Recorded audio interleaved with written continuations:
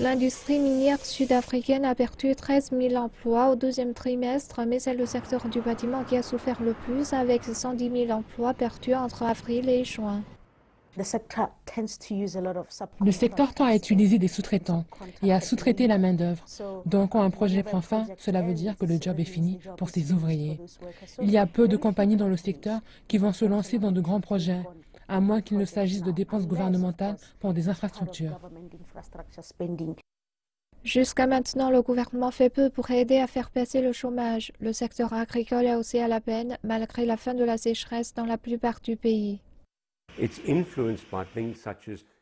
C'est influencé par des choses comme le salaire agricole minimum, des questions d'appartenance de la terre. Les fermiers ne veulent pas employer, ils ne veulent pas essayer d'être plus performants. Nous avons beaucoup de fermiers qui ont perdu leur potentiel économique avec la sécheresse.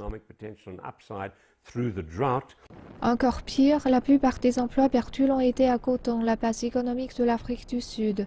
143 000 personnes ont perdu leur emploi dans la province entre janvier et juin.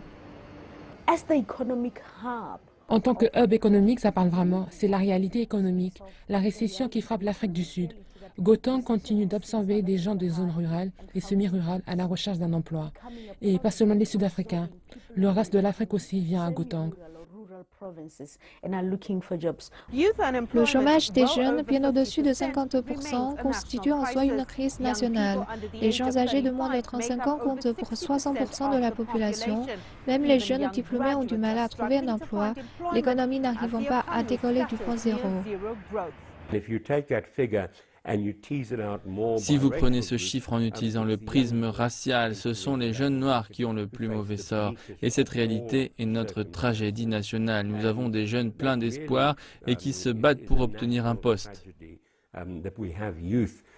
Ce tableau sombre ne devrait pas changer dans les mois qui viennent. Ces 2 dernières semaines, les 3 grandes compagnies minières du pays ont annoncé le retrait de 16 000 emplois et le secteur de la distribution se prépare à licencier 10 000 personnes.